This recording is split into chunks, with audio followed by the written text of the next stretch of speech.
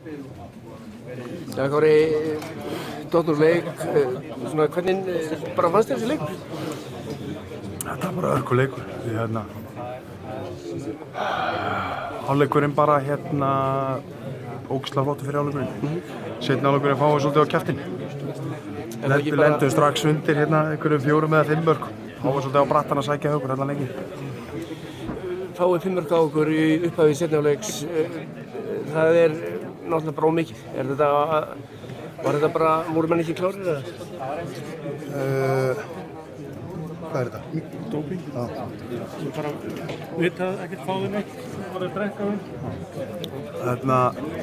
Hvað sagður þau? Þessi 5 mörk sem við fáum á Já, okkur það er það er náttúrulega erfitt svona lið, þetta lið mun líklega fara alla leið í úrslitaleikinn. Og það er náttúrulega erfitt þegar þeir eru búin að fá blóð á tennurnar og það var bara raunin, þetta var erfitt. En svo byrjuðum við að spila 7 og 6 í seinni hálfleikum sem virkaði bara vel hjá okkur og kom okkur svona eiginlega aftur inn í mixið. En við náðum ekki þeim aldrei að komast nógu nálægt. Og stór sigur hjá Frökkum? Nei, ekki oft, ég held að það sé bara sanngjarnt. Ertu sáttur við frammistöðuna í þessum 60 mínútum? Sjálfur mér? Já, bara liðinu? Já, mér finnst varnarlega, ég held að varnarlega hefur örugglega íslenskt landslið ekki spilað heilt mót svona vel.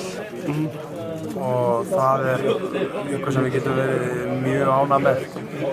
Sóknarlega uppstilltur sóknarleikur, það er eitthvað sem við eigum inni og þurfum að bæta okkur.